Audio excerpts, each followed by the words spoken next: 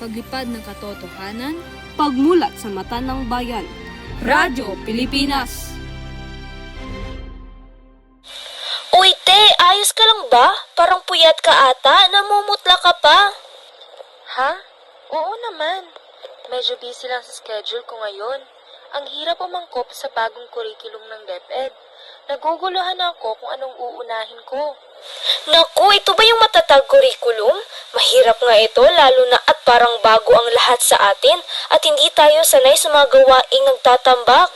Oo, tama ka nga riyan. Wala bang plano ang gobyernong baguhin man lang ang kalakaran ng programa upang hindi maganda kuba-kuba ang mga mag-aaral sa mga gawain sa paaralan? Ay, te, alam mo ba, mula sa nabasa kong article mula sa Presidential Communications Office, magpapatuloy raw ang matatag curriculum. Ngunit, babaguhin ang kalakaran ng programa na kung saan ay nakabatay mula sa mga puna ng mga guro at mag-aaral ang kanilang mga naranasan sa programang ipinatupad para sa edukasyon ng taong bayan. Talaga ba? Maraming salamat naman at babaguhin pala ito. Hindi ko na talaga carry. Buti naman at pinakinggan nila ang boses ng taong bayan.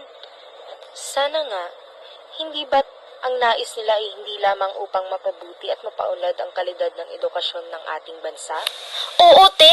Noong ikasyampa ng Agosto nitong taon, ibinahagi ni Education Secretary Juan Edgardo Soni Angara ang balitang babaguhin ang kalakaran ng matatag curriculum. Panigurado ang pagpapabuti sa curriculum ay magpapaunlad at magpapadali sa pagkamit ng layunin nito para sa mga kabataang Pilipino.